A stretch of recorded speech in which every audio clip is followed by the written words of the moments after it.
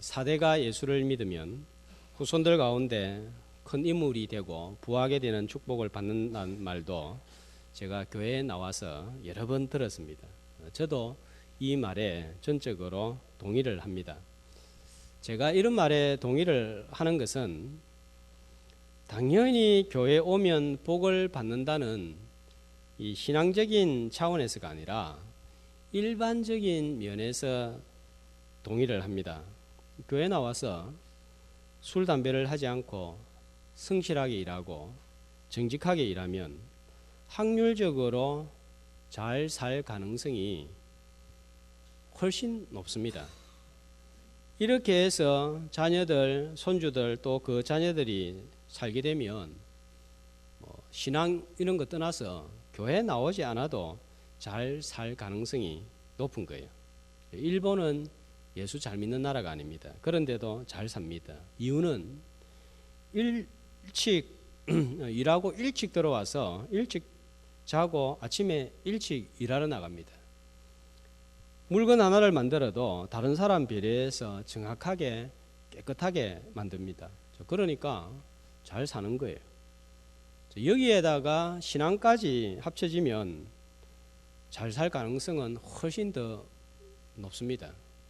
그냥 내가 성실하게 정직하게 깨끗하게 일해도 잘 사는데 여기에 하나님께서 도와주시는데 못 살 일이 없습니다. 그렇지 않습니까? 모두가 예수 잘 믿고 하나님의 은혜를 받고 복을 받아 누리기를 축복합니다. 그런데 바울의 경우는 어떻습니까? 누구보다도 주님께 충성하고 교회를 위해서 헌신하고 복음을 위해서 인생을 다 내던진 사람입니다. 자기가 이전에 아끼고 꿈꿔왔던 모든 것을 배설물로 여겼던 사람입니다. 그러나 고린도후서 11장 28절 보면 뭐라고 합니까? 날마다 내 속에 눌리는 일이 있으니 곧 모든 교회를 위하여 염려하는 것이라. 바울은 우리가 생각하는 복을 받은 것이 아니라 그 반대가 되었던 사람입니다. 바울은 원래는 보통 사람들보다 훨씬 뛰어난 환경에서 자랐습니다. 왕족이나 귀족은 아니었지만 바울은 보통 유대인들보다 많이 배웠고 많은 특권을 가지고 살았습니다. 바울은 유대인이면서 태어날 때부터 로마 시민권을 가지고 있었습니다. 오늘 우리나라 사람들 가운데서 미국 시민권을 얻기 위해서 공을 들이는 사람이 여럿이 있습니다. 원정 출산이다 뭐다 해서 온갖 방법을 다 동원해서 이 시민권을 가지려고 합니다. 그만큼 받는 특권과 또 혜택이 많이 있기 때문입니다. 여기에다가 바울은 당시에 최고의 학문을 자랑하는 가마리엘 선생 문화에서 율법을 공부를 했습니다. 이 정도면 바울은 상당한 출세를 보장받을 수 있는 위치였습니다. 게다가 바리새인 중에 바리새인이었습니다. 상당한 지도급 인사에 속해 있었습니다. 보통 환경보다 더 좋은 환경에서 태어났고 더 많이 배웠고 더 많은 특권을 가지고 있었고 또 재능도 있었던 사람이기 때문에 출세 가도를 달릴 수 있는 사람이었습니다. 그렇지만 바울은 예수를 믿으면서 이런 세상적인 특권과 축복으로부터 멀어지기 시작했고 바울의 삶에 문제가 나타나기 시작했습니다. 같은 동족인 유대인들에게 왕따를 당했고 심지어는 유대인들이 바울을 죽이려고 했습니다. 사도행전 23장 12절 이하에 의하면 같은 동족 유대인들이 우리가 바울 저거 죽이기 전까지는 물도 안 마시고 아무것도 안 먹겠다 이렇게 결단한 사람이 40명이 있었습니다. 먹고 사는 문제로 고통을 겪어야 되었고 여러 가지 어려움을 수도 없이 많이 겪었는데 바울이 겪었던 고생과 고난과 고통과 아픔의 목록이 고린도후서 11장 23절에서 27절에 보면 쭉 열거가 되어 있습니다. 바울은 교회를 위하여 복음을 위하여 수고를 하는데 넘치도록 과하게 했습니다. 자, 이 일을 하다가 어떤 일을 당합니까? 첫 번째 보니까 옥에 여러 번 갇혔습니다. 가이사랴 빌립보 감옥에 갇혔고, 또 어느 감옥에 갇혔습니까? 빌립보 감옥에도 갇혔고, 또 어디 감옥에 갇힙니까? 로마 감옥에 갇혔습니다. 공식적으로 나타나는 것만 3번입니다. 매도 수없이 맞았습니다. 여러분 참, 우리가 말씀을 대충 봐서 그렇지 다 나이 든 사람이 매 맞는다 생각해 보세요. 아픈 것도 아프겠지만 나이 든 어른이 엉덩이 드러내놓고 몇 대 맞습니까? 40대에 가만 하나 가만 매를 맞았습니다. 40대 맞으면 죽을 수 있으니까 39대까지만 허용을 했는데 몇 번 맞았습니까? 그런 매를 5번 맞은 거예요. 어떻게 했어요? 그 사람들이 보는 앞에서 매 맞는 거 참 자존심 상하는 거예요. 그리고 한 번 돌로 맞았습니다. 어디에서 돌 맞았습니까? 바울이 루스드라에서 복음을 전하다가 돌 맞은 거예요. 나중에 바울이 내가 예수의 흔적을 가졌노라 할 때에 아마 이 돌 맞은 흔적이 아닌가 생각을 합니다.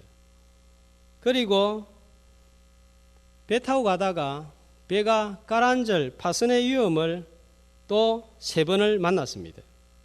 여기에다가 여러 가지 위험, 강도의 위험, 동족의 위험, 이방인의 위험, 광야의 위험, 바다의 위험, 거짓 행제의 위험, 온갖 위험을 다 당하고 또 27장에 보니까 여러 번 자지 못했습니다.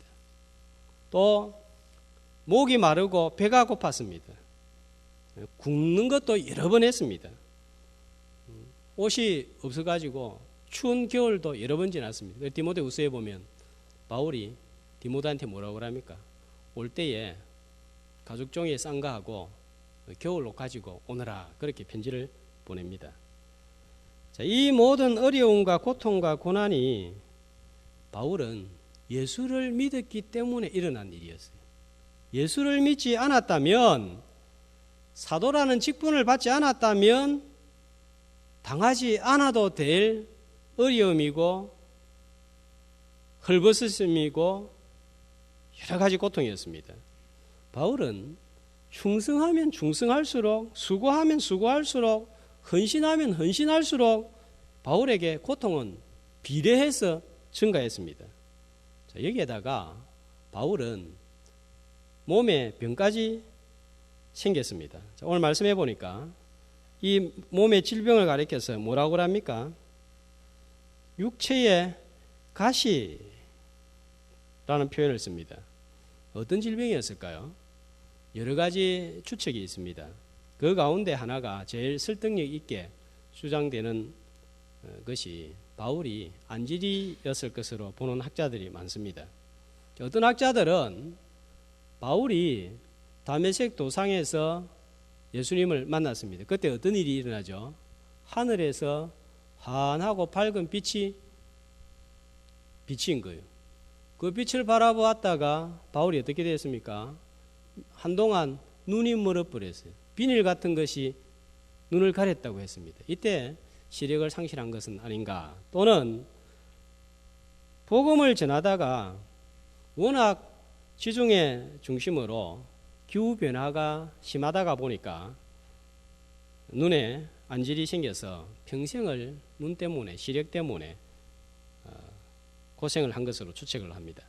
어찌되었든 예수 잘 믿고 교회를 위해서, 복음을 위해서 헌신하다가 바울한테 일어난 일입니다. 더군다나 본격적인 핍박은 사도의 직분을 받은 이후부터 생겨난 거예요. 믿는 것만 했을 때는 또 괜찮았습니다. 그런데 사도의 직분을 가지고 여기저기 복음을 전하고 교회를 세우고 말씀을 전하고 교회를 위해서 섬기면서부터 바울은 이 모든 고생을 다 한 거예요. 죄도 없는데 도망을 다해야 되는 이상한 도망자가 되었습니다. 뿐만 아니라 바울은 하나님께 자신의 질병을 고쳐달라고, 아마 고질적인 질병이었어요. 그러니까 너무 힘드니까 하나님께 간절히 기도를 했습니다. 하나님, 제가 교회를 좀 잘 섬길 수 있도록 이 육체의 질병이 가라앉을 수 있도록 도와주세요. 하나님, 제가 좀 더 복음을 열심히 전가할 수 있도록 이 통증이 가라앉을 수 있도록 도와주세요. 몇 번 기도했습니까? 자, 3번을 기도했는데 문자적으로 3번이다 보시는 분들도 있지만 이것보다는 여러 번 기도한 것으로 보는 것이 더 좋을 것 같습니다. 자, 그랬더니 기도했더니 바울에게 돌아온 응답은 뭡니까? 됐다. 이제 기도 그만해라. 충분하다. 그대로 살아라. 네 은혜가 내게 족하다 하는 대답이었습니다. 예수 믿고 실컷 고생만 했는데 충분하다. 니는 됐다. 그 정도 해라. 기도 그만해라. 뭐 때문에 이렇게 말씀하실까요? 자, 오늘 우리 권사님 2분이 은퇴식을 합니다. 항상 임직식하고 같이 했는데 제가 와서 처음으로 은퇴식만 오늘 예배 중에 행하는 것 같습니다. 이 군사라는 직분을 받고 교회에서 수고를 참 많이 했습니다. 박 권사님은 14년, 우리 김 권사님은 세월만으로 계산해 볼 때 18년간 직분을 받아서 이모저모로 수고를 했습니다. 2분 어떻습니까? 직분을 받고 세상적인 축복을 많이 받았습니까? 아니면 상처를 받고 고생을 많이 한 것 같아요. 어느 쪽인 것 같아요? 축복을 많이 받았습니까? 그렇다면 하나님께 감사해야 됩니다. 고생도 많이 하고 상처도 많이 받고 또 서운한 것도 많습니까? 하나도 이상히 여기지 말아야 됩니다. 더 많이 수고한 바울도 축복보다 받은 상처와 고난이 몇 배나 몇십 배나 컸다는 사실입니다. 영광은 잠깐이고 상처와 고생과 고난은 오랫동안 이어졌다는 사실입니다. 직분 받고 고생 하나도 하지 않고 상처받지 않았다고 한다면 어쩌면 그거는 직분을 태만히 했기 때문일 수 있습니다. 무슨 상처가 있어도 있을 것이고 아픔이 서운함이 있어도 있을 것입니다. 그러나 그것이 주님 때문에 교회 때문에 생긴 것이라면 갈라디아서 6장 19절에 나와 있는 말씀대로 자 한번 같이 읽습니다. 내 몸에 예수의 흔적을 지니고 있노라. 자, 그런 아픔과 상처가 세계 밖으로 드러난 것은 아니지만 그것이 주님 때문에 교회 때문에 가슴에 새겨진 것이라면 영광의 상처, 영광의 흔적인 줄 알고 하나님 앞에서 잘 간직할 수 있어야 되겠습니다. 자, 그러나 바울에게 족하다, 충분하다, 됐다 하신 주님은 뭘 보고 족하다, 됐다, 은혜다 하는 것일까요? 무엇이 족한 은혜입니까? 오늘 말씀 보면 3가지를 두고 내 은혜가 족하다 했습니다. 고생했지만 수고했지만 주님 때문에 몸도 망가졌지만 무엇이 은혜입니까? 첫 번째로 나에게 좋은 것만이 은혜가 아니라 나에게 불리하고 해로운 것도 다 합산해 보니까 유익되었기에 은혜다 하는 것입니다. 우리 몸을 보면 참 신비합니다. 이 1m 80 제가 키가 조금 안 되잖아요. 안 되는데 그리고 여기 보니까 이렇게 재 보니까 뭐 1m 될까 말까 한 두께예요. 요 넓이 두께는 뭐 27.3cm 이 정도 되는 것 같아요. 이 얼마 안 돼요. 키가 1m 80 조금 안 되는 이 키, 뭐 별로 크지도 않지 않잖아요. 그런데 여기에 보면 수만 개의 부품으로 왜 웃습니까? 1m 80 안 되는 거 맞잖아요. 다 비웃는 것 같은데, 그래도 저는 흔들리지 않습니다. 이 수만 개의 부품으로, 수십억 개의 부품으로 구성이 되어 있습니다. 눈, 코, 귀, 코털, 눈썹, 오만 발가락, 손가락, 또 이 안을 뒤집어 보면은 창자, 간, 심장, 피, 오만 것으로 다 구성이 되어 있습니다. 그런데 이것들 중에 어느 하나라도 필요 없는 것은 없습니다. 손가락이 없어지는 것이 아니라 손가락에 상처 조금만 나도 그를 마음대로 쓰지 못하고 하고 싶은 운동을 제대로 못해서 답답한 거예요. 몇 개월 전에 어떻게 하다가 손가락 옆에 서너발이 찢어서 집었는데 한 4cm 좀 안 되는 것 같아요. 한 3.23cm 정도 찢어지는데, 야, 이 능력이 대단하더라고요. 이거 하니까 컴퓨터 한 달 동안 못하고 거의 2달을 운동을 못하겠더라고요. 야, 3cm 조금 피나고 말았는데 이게 이렇게 힘든가. 지금도 운동을 하려고 하면 반창고를 붙이고 해야 됩니다.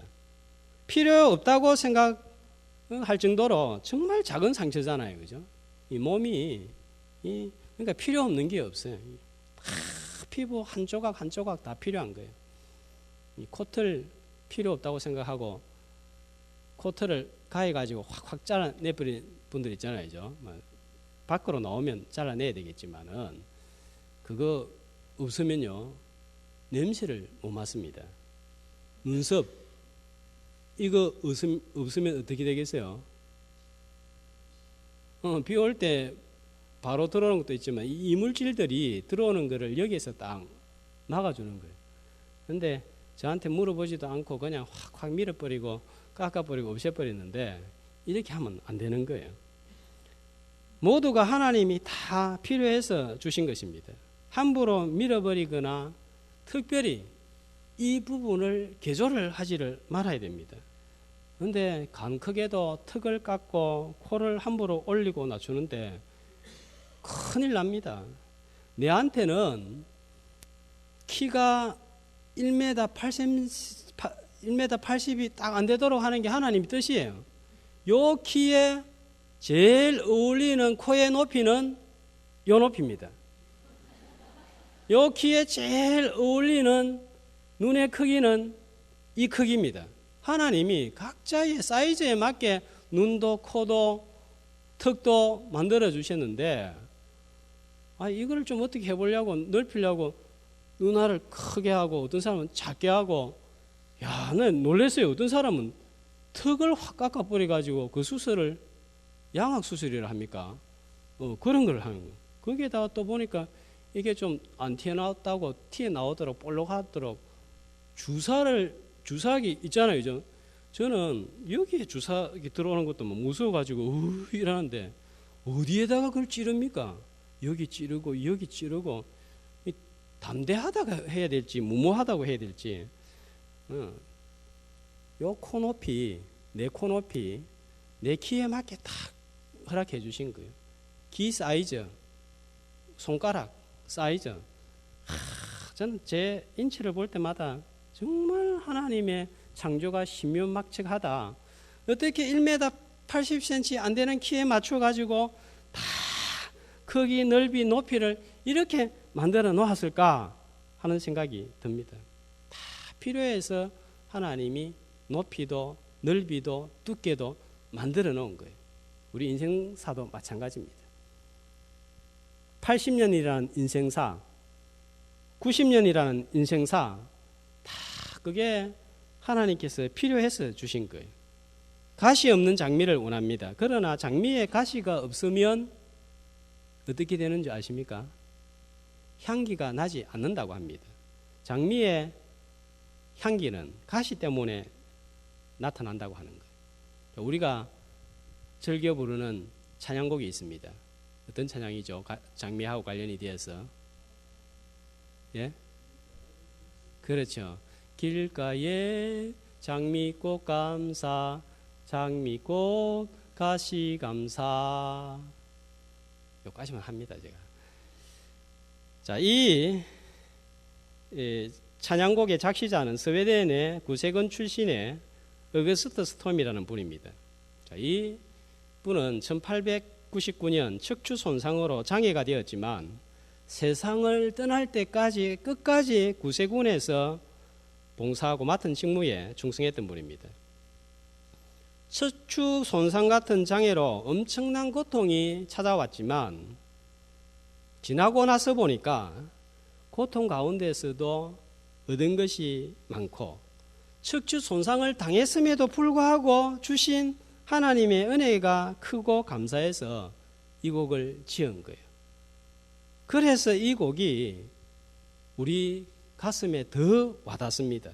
이런 장애가 아니었다면 이런 찬양이 나오지 못했을 것이고 이런 장애가 아니었다면 이렇게 우리의 가슴을 만져주거나 감동을 주지는 못했을 거예요. 바울은 주님 일 더 잘 감당할 수 있도록 가시 제거해 주세요. 그러나 하나님이 볼 때에는 바울에게 이 가시가 필요한 거예요. 그래서 주셨습니다. 자, 그러면 된 거 아닙니까? 주님이 필요해서 주셨다면 감사하고 은혜인 줄 알고 내가 받아들일 줄 알아야 됩니다. 받은 아픔과 수고, 상처가 나에게 필요해서 주신 줄을 알고 감사함으로 받을 때에 내 은혜가 족하다 하는 말씀이 저와 여러분의 삶 가운데 그대로 꼭 적용될 수 있기를 소망합니다. 자, 오늘 말씀 보니까 이 가시를 왜 주셨습니까? 7절 말씀 왜 주셨죠? 자만하지 않게 하시려고. 또 끝에도 보니까 나를 쳐서 너무 자만하지 않게 하려 하심이라. 그 원인을, 이유를 두 번이나 명백하게 밝혀주고 있습니다. 바울은 많이 배웠고 로마 시민이었고 누구보다도 많은 이적과 기적을 행한 사람이었습니다. 사도행전 13장 이후는 바울 행전이라고 해도 될 만큼 바울을 통해서 기적과 이적과 표적이 많이 나타났습니다. 13장 11절 처음으로 전도여행을 떠납니다. 바보에서 복음을 전할 때 이 복음을 전하는 바예수를 향해서 바울이 뭐라고 말합니까? 네가 맹인이 되어 해를 보지 못하리라 했더니 한동안 정말 앞을 보지 못하고 맹인이 되어버렸습니다. 대단하잖아요. 이런 능력이 제가 성경을 읽을 때마다 내한테도 이런 능력이 있으면 어떻게 될까? 목회하기 안 쉽겠나 싶은 생각도 들어요. 이 목회하는데 마음에 안 들고 방해 하면은 교회 앞에서 막 교회 나온 사람들이 행패를 부리면 네가 맹인이 되어 해를 보지 못하리라 그렇게 외치는데 그렇게 되어버려 보세요. 어떤 일이 발생하겠습니까? 제가 어떻게 되겠어요? 여러분이 어떻게 되겠어요? 자, 이런 일들이 가는 곳마다 말씀을 전하면 일어났고 믿고 돌아오는 역사가 일어났습니다. 사도행전 14장에 루스드라에서는 태어나면서부터 걷지 못하는 사람을 향하여 큰 소리로 바울이 외칩니다. 내 발로 일어서라. 그러니까 이 사람이 일어나서 걷는 기적이 일어났습니다. 이뿐만이 아닙니다. 사도행전 16장에는 옥에 갇혀고 몸이 쇠사슬에 매여서 깊은 옥중에 있는데 천사가 나타나서 옥문을 열어주고 쇠사슬이 풀리는 이적도 나타났습니다. 사도행전 19장에는 에베소에서 기도하니까 귀신이 떠나가는 역사도 일어났습니다.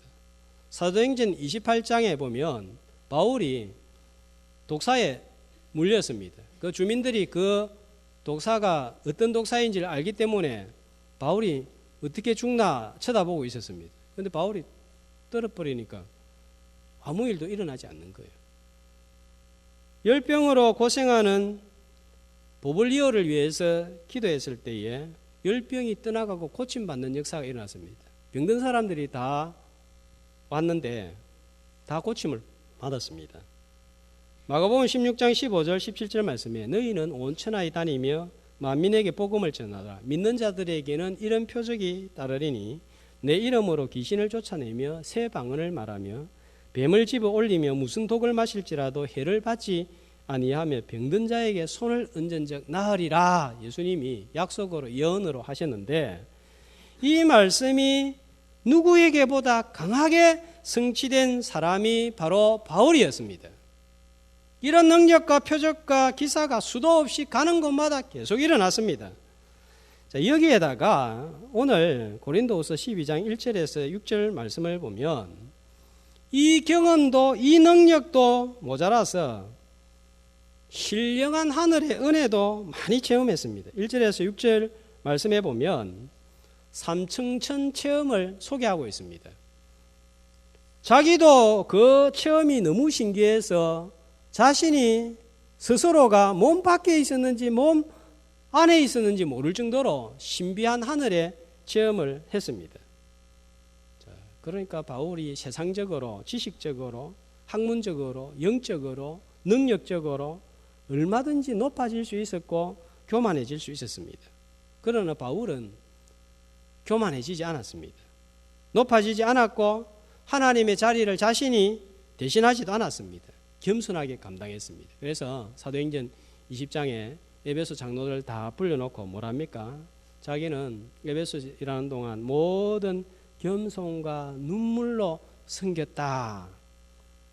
얼마든지 교만해야 되고 교만할 수 있었던 바울이었지만 교만하지 않고 겸손과 눈물로 이렇게 하나님을 섬길 수 있었던 것은 바로 이런 육체의 가시가 있었기 때문이다 하는 것입니다. 교만해지려고 하면 들어 누워야 됐고 눈 때문에 괴로웠습니다. 다른 사람의 병은 다 고쳐도 자기 병은 고치지 못했습니다. 그래서 그는 이 육신의 약함 때문에 어떻게 됩니까? 자, 9절 말씀을 보겠습니다. 내 능력이 약한 데서 온전하여짐이라. 자, 그러므로 도리어 크게 기뻐함으로 나의 여러 약한 것들에 자랑하리니 이는 그리스도의 능력이 내게 머물게 하려 함이라. 이런 약점이 육체의 가시가 있었기 때문에 하나님을 붙들 수밖에 없는 거예요. 오히려 자신의 약함이 주님을 붙들게 되었기에 이것이 은혜였다 하는 것입니다. 나의 약함이 무엇입니까? 그것 때문에 주님을 계속 붙들 수 있다면 이보다 더 큰 은혜가 어디에 있겠습니까? 아마 봉사하다 보면 정상적으로 하나님 앞에서 섬기는 사람이라면 많은 부분에서 절망을 경험할 것입니다.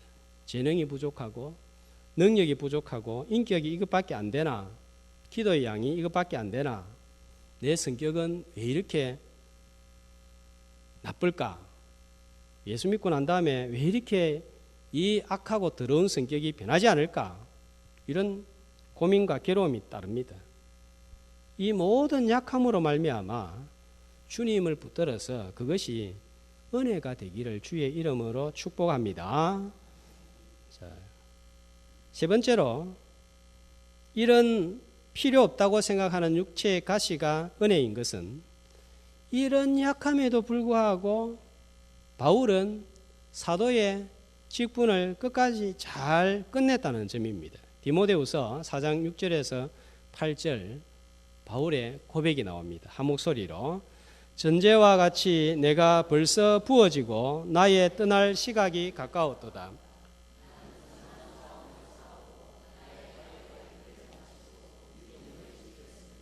이제 후로는 나를 위하여 의의 면류관이 예비되었으므로 아멘.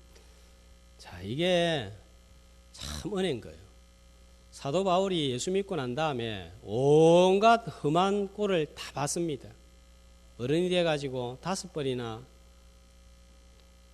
39대 매를 맞는가 하면 굶고 배고프고 줄이고 동족들로부터 따돌림을 당하고 생명의 위협을 수번을 느꼈습니다. 그런데 바울이 이제 다 끝나고 난 점에 생각해 보니까 이게 너무 감사하고 은혜라는 거예요. 도무지 이런 상황에서 사도의 직분을 감당할 수 없을 것 같는데, 인간적으로 보면 중간에 그만둬야 되는데 끝까지 다 마친 거예요. 나의 달려갈 길을 마치고 믿음을 지켰으니. 믿음을 지키는 것도 힘든데 사도의 직분까지 이렇게 다 마칠 수 있었다는 거. 그리고는 이제 자기는 앞에 있는 면류관을 기다리고 있는 자리에 서 있다는 거, 아무리 생각해도 자기 힘이 아니다 하는 걸 느끼는 거예요. 죽을 고비도 많았고 오해도 상처도 무수히 받았습니다. 질병 때문에 괴로웠습니다. 그런데도 이 직분을 끝까지 수행하고 이제 마쳤다는 것이 은혜인 거예요. 직분을 행하다 보면 그만두고 싶은 순간이 얼마나 많습니까? 아마도 교회 옮기고 싶은 마음도 많았을 것입니다. 어떤 데는 너무 마음이 안 들어서, 나도 마음이 안 들고 교회도 마음이 안 들고 옆에 있는 사람도 마음이 안 들어서 나는 이제 이 교회 떠난다 이렇게 말을 했을 수도 있습니다. 그런데 교회 생각하고 목회자를 생각하고 또 옆에 있는 성도를 생각해보고 내 믿음을 생각해보고 그래도 이건 아니지. 그 말 한 것이 너무 부끄러웠지만 그래도 끝까지 섬겨야지 하고 하나님께서 허락하신 기간까지 감당하고 여기에 이 자리에 있는 거예요. 결코 쉬운 일이 아닙니다. 월급이 나오는 것도 아니고 연금이 나오는 것도 아닙니다. 여기까지 이르게 된 것 자체가 은혜입니다. 이런 은혜를 가리켜서 에벤에셀 이렇게 붙이는 거예요. 하나님이 여기까지 도와주셨기 때문에 오늘 이 자리에 있게 되었다는 거예요. 중간에 넘어지고 쓰러질 일이 얼마나 많습니까? 떠나고 싶은 날들도 얼마나 많습니까? 후배들이 가끔 선배 직분자들 향해서 비난도 하고, 나는 다음에 권사되면 저렇게 하지 말아야지. 권사 성격이 왜 저러냐, 저래 가지고 되겠나, 새벽기도 또 안 나오고 뭐 저러냐. 그러나 막상 내가 한번 권사가 되어 보세요. 선배 직분자들보다 더 잘할 수 있는지.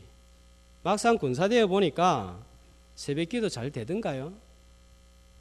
내 성격은 괜찮던가요? 더 했으면 더 했지 덜 하지 않던가요? 함부로 비난하거나 우리가 손가락질 할 수 없는 거예요. 더군다나 맡겨진 기간까지 봉사한다는 것이 얼마나 힘이 드는지 모릅니다. 아직 나는 선배 직분자의 절반에도 아직 이러지 못했습니다. 그런데 그걸 다 마치고 지금 이 자리에 있다는 것 자체가 대단한 거예요. 은혜입니다. 하나님께서 도와주셨기 때문에 이 자리에 있게 된 거예요. 그런 여러 가지 갈등과 고민과 괴로움이 있었음에도 불구하고 내가 마치고 이 자리에 있다는 것, 그런 육체의 가시가 있었음에도 불구하고 이 자리에 있다는 것, 이게 은혜다 하는 것입니다. 박 군사님, 지난주에 마지막 봉사가 공식적으로 권사의 시무 권사의 직분을 가지고 김장을 잘 마쳤습니다. 마지막 봉사로 가장 힘든 식당 봉사, 남은 1년간 자원해서 섬기고 싶습니다 해가지고 이번 1년을 섬겼습니다. 제가 이번에 박 권사님 김장 마치는 거 보고 그런 생각이 들었어요. 이 예사로 보면 김장 담그는 거, 책임 맡는 거, 이거 예사로 보면 안 되겠다 싶어요. 참, 마지막까지 김치를 다 담아가지고 김장을 담그는데 이게 또 얼마나 신경 쓰입니까? 김치 공장에서 요즘은 절여가지고 오잖아요, 그죠? 그 다음에 고춧가루 발라야 되고 사람들 동원돼야 되는데, 아마 제 생각에는 박 권사님 이번에 김장 담으면서 일 받는 일 있었습니까? 없었습니까? 제가 볼 때는 좀 있었을 것 같아요. 김장이 땅 공장에서 간이 딱 맞게 와야 되잖아요, 그죠? 근데 이게 짜게 오거나 너무 싱겁게 오면은 이 다 누구 책임입니까? 이 식당 부장이 어디 공장에서 저려와 가지고 이렇게 됐노? 신경 쓰이는 거예요. 이 식당 부장이 저는 김장을 하면은 지난주에 하면 그 바로 앞주일 날 제가 광고를 하려고 했습니다. 목사님 그러면 안 됩니다. 안 됩니다. 오후에라도 광고를 해줘야 다른 사람들이 약속을 안 잡습니다. 시간을 안 잡습니다. 그래가지고 제가 구두로 2주 전에 광고를 한 거예요. 그런데 보니까 또 나올 사람이 안 나오고 이렇게 되면 또 이 뭐 김장 고추장을 바르는데 제가 보니까 어떤 사람은 떡으로 바르고 어떤 사람은 허옇게 바르고 집에서 김장 고추장도 한번 안 발라봤나 이런 열받는 일이 생기는 거예요. 그런데도 올해도 여전히 우리 교회 김장은 맛있게 잘 담아졌습니다. 이게 여러분 하나님께서 고추장 바르는데 역사 안 하면 이렇게 맛있는 김치가 안 나오는 거예요.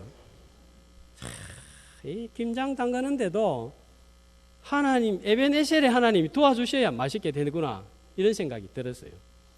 김치 먹을 때 예사롭게 팍팍 먹지 말고 감사함으로 잘 먹으시기 바랍니다. 우리 김양옥 권사님은 제가 보니까 이 기도하는 일에 이 사명을 받은 것 같아요. 허리가 많이 안 좋아요. 하나님 제가 좀 능력만 되면 손 얹고 한번 기도해서 한 번에 끝내버리면 좋겠는데 싶은 생각이 들 때가 있습니다. 그런데도 매주 화요일 밤마다 교회 나오셔가지고 기도합니다. 우리는 뭐 발가락만 아파도 예배 안 나오기를 예사로 하고 손가락만 아파도 머리만 약간만 아파도 새벽기도 안 나오기를 예사로 하는데 여러분 이 아픈 허리를 안고 매주일 화요일 저녁마다 어김없이 나왔다가 그 아픈 몸을 이끌고 또 일요일 새벽에 참석합니다. 신경 쓰이는 일이 많겠어요? 얼마나 많겠어요? 권사님이니까 당연히 하지 싶어도 아니에요. 최영균 집사님이 딱 야간에 마치고 집에 와서 아침에 6시에 식사를 해야 되는데 신경 쓰입니다. 그런데도 불구하고 매주 화요일 저녁마다 기도하고 새벽에 그렇게 기도한다는 게 이게 여러분 하나님이 도와주지 아니하시면 안 되는 거예요. 내가 아무리 직분을 받아서 기도해야지 새벽에 나가야지 결심을 하고 결단을 하고 헌신을 해보세요. 되는가?